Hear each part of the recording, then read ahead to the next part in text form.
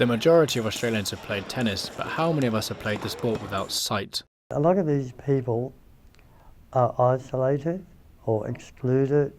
Everyone doesn't, irrespective of who we are in life, we have to have a purpose.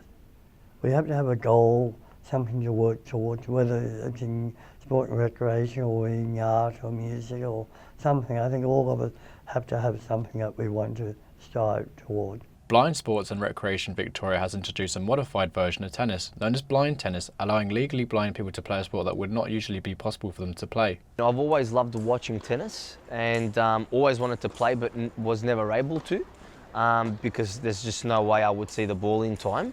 Adam Fayed is able to play his favourite sport, tennis, despite the fact he has Stargardt's disease. It's juvenile macular degeneration, so it affects the central vision as you grow old. I used to play tennis when I was young, and then when my condition got worse, I had to stop it for a while.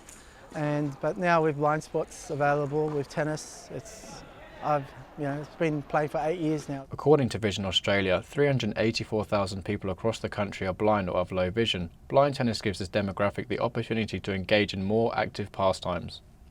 I think it's important to make the sport inclusive. The sport of tennis is great for all ages. So to make it available to people with disabilities in general and to blind and visually impaired people in particular is very important.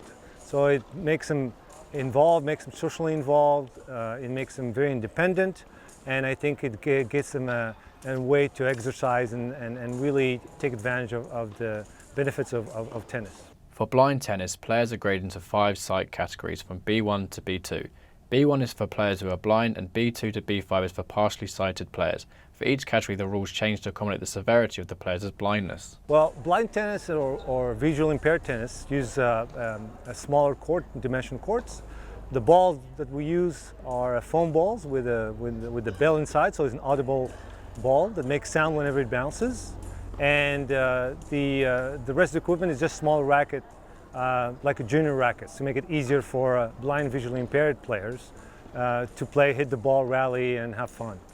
Even though blind tennis is in its early stages, it has given blind and visually impaired people the perfect opportunity to partake in a sport that predominantly requires sight. I've been involved in 2 internationals at the moment, so hopefully we're working on our 3rd sometime April next year. Now that the sport is expanding across the globe, the only place it is yet to feature is the Paralympic Games. Oh, I would hope so. That's the long-term goal, so I would hope they will.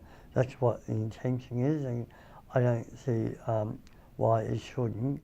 Oh, it's been an amazing change. From I didn't think I'd be able to play this sport, and now I've played in 2 international tournaments, or 3, and it's been really been a big help in my life.